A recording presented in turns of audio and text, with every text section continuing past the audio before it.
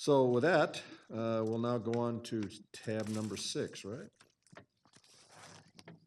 And we have an update on Suntrust. What we're going to do tonight is, because Mr. Hankerson was a county representative with the Braves, the designated county representatives, and then Commissioner Ott worked the advisory committee. I'm going to have them do a joint presentation so we really see why everything worked so well on the opening homestand of the Braves. So with that, Mr. Hankerson? Thank you, Mr. Chair. This was the home opener on Friday, April the 14th, and the management team of the Braves presented the commissioners and I with a jersey. But it was the goal line, and it was one where we had issued the CO, and that's what we had hoped to accomplish, and that's the significance of this slide.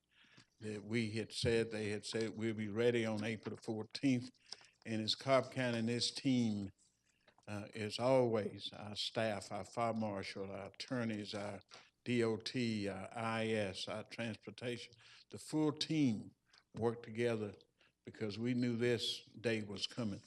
And we pulled it off as a team with Commissioner Ott and the rest of the Board of Commissioners. And I want to just say thank you to them. Let's give them a big round of applause. So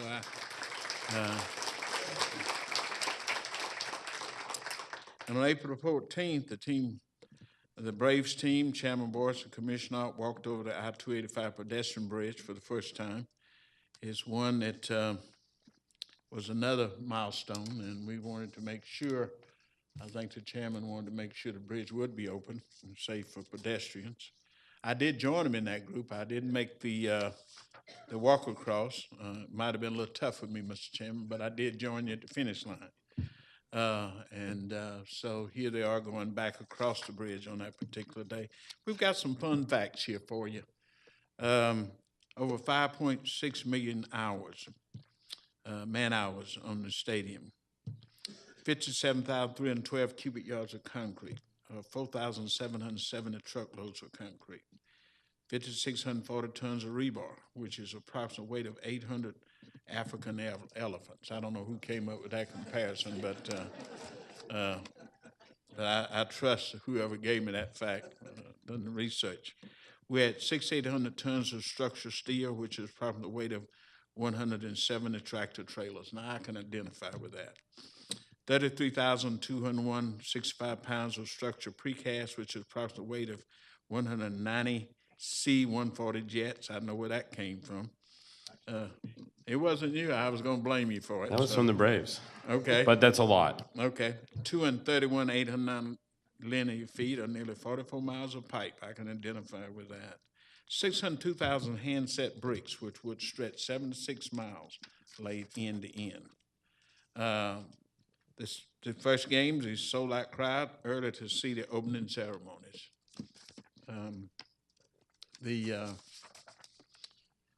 Unveiled the Braves legend Hank Aaron got a massive welcome from attendees, and that was quite an honor to see him get that as well.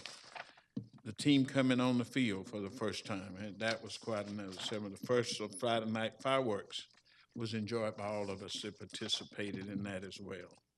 Friday night's fireworks there. The home opener, just a quick update from public safety. 14 calls during the home opener. Suspicious person and or items, scalper calls, a vehicle unlocked, 2 intoxicated persons, locked gates at parking garage, 1 complaint of parking blocking, and an apartment entrance. I tell you, with 41,000 participants, that is a low statistic there. Department of Transportation, they had one summarized statement for me. Despite earlier fears, traffic and pedestrian flowed well. Average trip time for the park goers was 30 minutes. And that was Armageddon did not happen.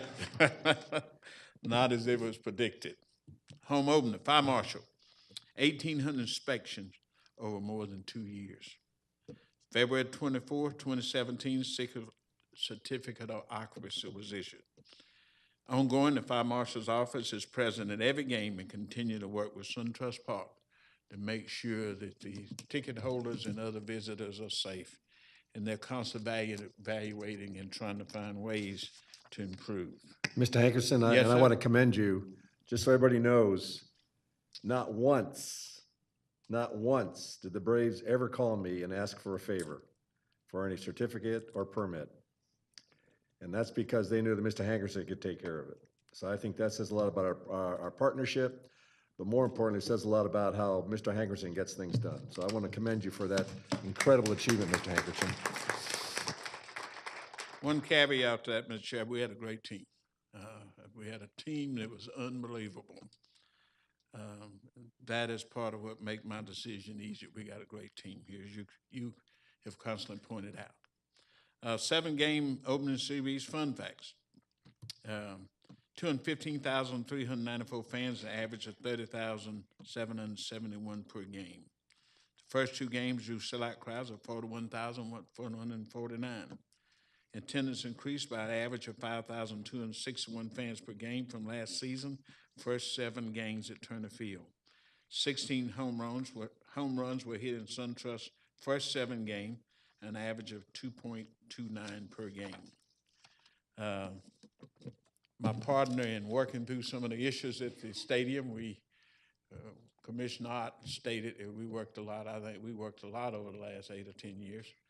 But I tell you, we spent more time. We talked sometime daily, 3 times daily, 7 days a week, at night, whenever, to make sure that even the businesses and the stadium and everything else.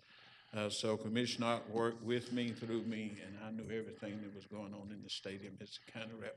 Commissioner Ott. And I can't emphasize enough, I mean, as county manager said, it was a teamwork, not just the 2 of us. I mean, the county staff, you have no idea. You saw a lot of numbers out there, and you saw how many inspections the fire marshal did.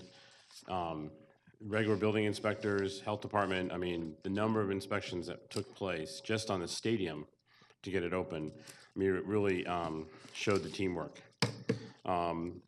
And for those of you, when you go to a game, that 41,149, if the stadium is full and they have the guy up there moving the numbers around to see how many people are there, just remember that number, because that's how you win the prize.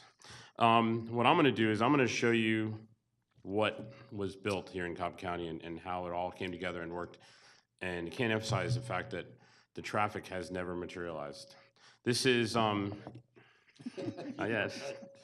No, we had 2 full days. Okay, so this is the Sunday game that you saw when we opened the meeting tonight, the unfurling of the flag. This is that game. Next slide.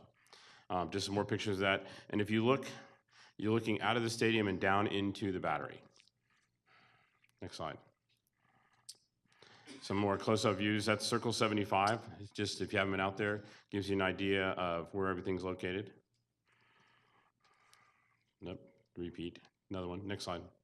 All right, this is looking down towards the Chop House Gate.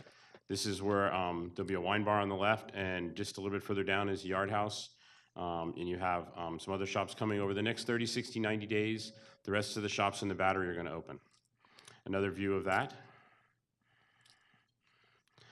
This is really important. So here you are in the middle of the Cumberland area, and already we have people riding bicycles to the battery and to the game. I just, when I saw that, and it was families with kids. Just to the right of the parking deck you see there is actually a bicycle station that has lockers for your helmets, and it has like pumps and things like that if you need to make repairs on your bicycle. There's the families. Next slide. This is the flag. You saw it unfurled in the video in the beginning of the meeting. The flag weighs 1,100 pounds, and it's the size of a football field. It took 170 scouts and leaders to unfurl the flag that Sunday. That gives you an idea. You can see the little people at the end. This is the Mizuno experience. There is an area to try out their track shoes. There's also an area to try out their bats. And then there is an area, they actually sew mitts in this shop. And then if you take your son, your daughter, your grandchild to a game and you forget to bring a mitt, there is 2 stations outside the foul poles that you can sign out a mitt, and they can use it during the game. This is another shot of the bridge. This is looking from the battery. And this is just to give you an idea of how clean and well kept everything is. This is the walkway through the red parking deck from the bridge and then going into the battery. A nighttime shot of the battery. Remember, keep in mind that even when the Braves are not there, the battery is open 365 days a year. There's music playing, there's restaurants. It's a very comfortable, safe place to be at night. And since everything's been open, there's people there every day and every night. I thought this was really unique. I just happened to come across it and we never really talked about it. There is a single seat over by the first base foul pole that, as you can see here with the plaque, is reserved in recognition of POWs. I think that's the last one. Thank you, Commissioner Ott, and that concludes our presentation. But, Mr. Chairman, I just want to take this opportunity to thank all of my staff from the beginning with the contract to inspections, working through everything that we had to do to reach the April 14th date. And I just can't say the number of hours, and when we look at the number of people involved throughout our organization, I just want to publicly thank the entire team. Yes, I may have been the leader of that team, but I can tell you the real work was done by the team members. And I just want to publicly say thank everybody that's involved in whatever fraction of making it to the April 14th date. And certainly want to thank the Board of Commissioners. So thank you for that. Thank you, Mr. Hankerson, and better words were never spoken. Thank you very much.